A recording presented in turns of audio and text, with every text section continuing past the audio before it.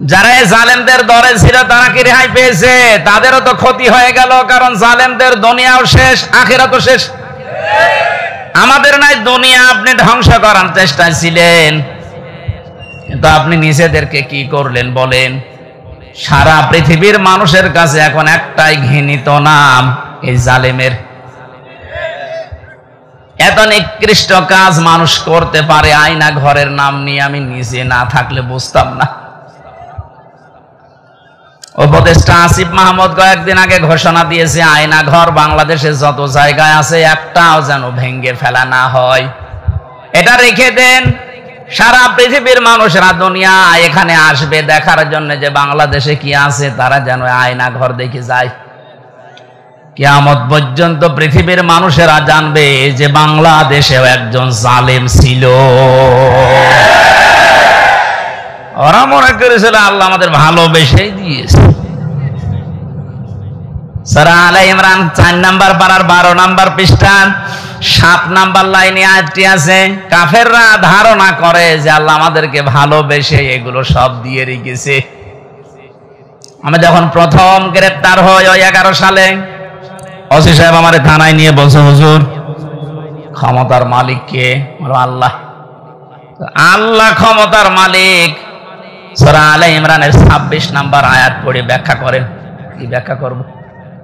উনি নিজে দেখলাম পড়লো, ওলিল্লাহুম্মা মালিকাল মুলকি তুতিল মুলকা মান তাশা ওয়া তুইজ্জু মান তাশা ওয়া তুযিল্লু মান তাশা।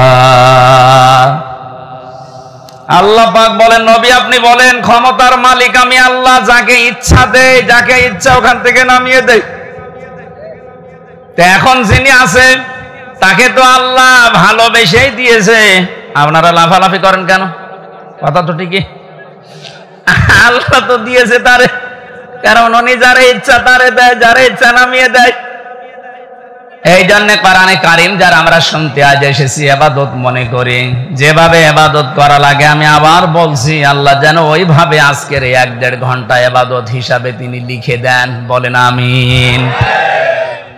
আজকের তেলাওয়াত কিন্তু আয়াত সূরা শূরা। শূরা শব্দের শাব্দিক অর্থ হচ্ছে সংসদ।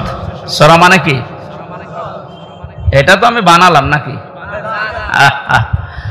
এই শব্দ শুনলে অনেকের আবার অ্যালার্জি হয়তো, যাদের অ্যালার্জি হয়তো তার এখন নেই। কথা বলেন না কেন?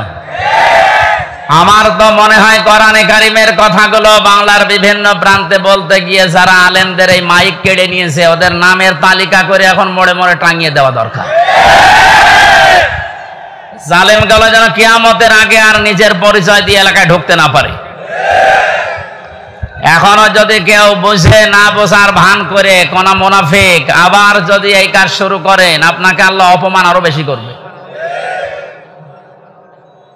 কারণ আমির হামজা কথা বলছে ওর বাবার কথা সব নাকি বলেন?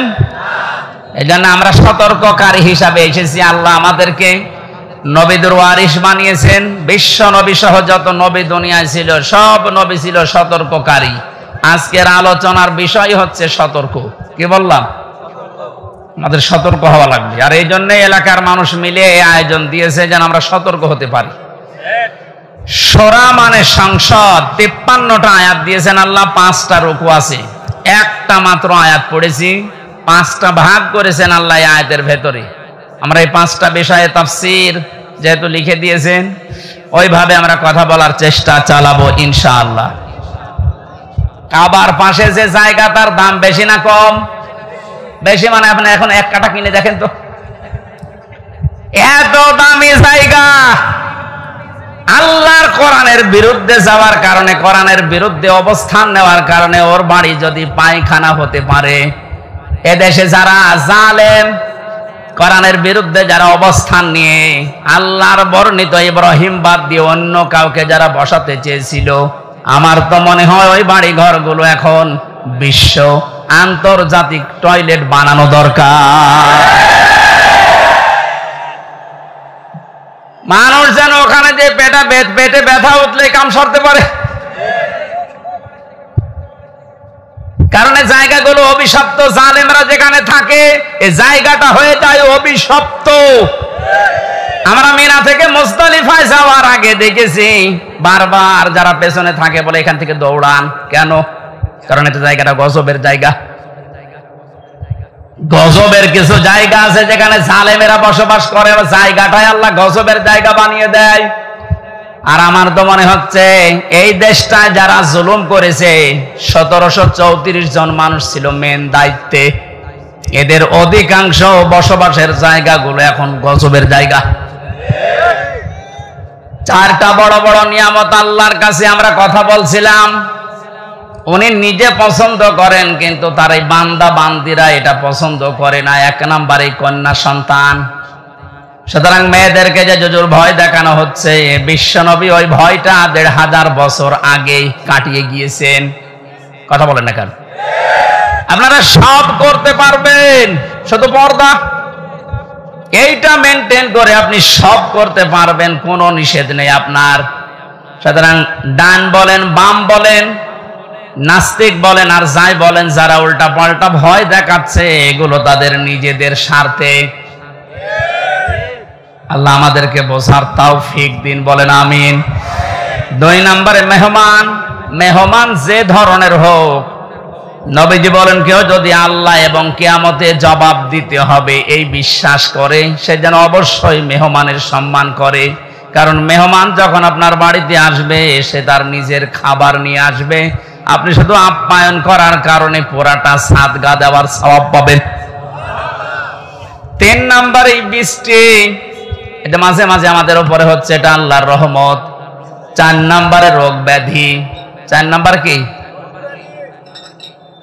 রোগ ব্যাধি আল্লাহ এই কারণে দেন, বান্দার চলতে ফিরতে উঠতে বসতে যে সমস্ত অপরাধগুলো হয়, আল্লাহর কাছে যাওয়ার আগ পর্যন্ত যেন আপনি একেবারেই পূত পবিত্র হয়ে যেতে পারেন। এই জন্য রোগ শোক দিয়ে আল্লাহ মাঝে মাঝে আপনাকে পূত পবিত্র করে নিয়ে যেতে চান।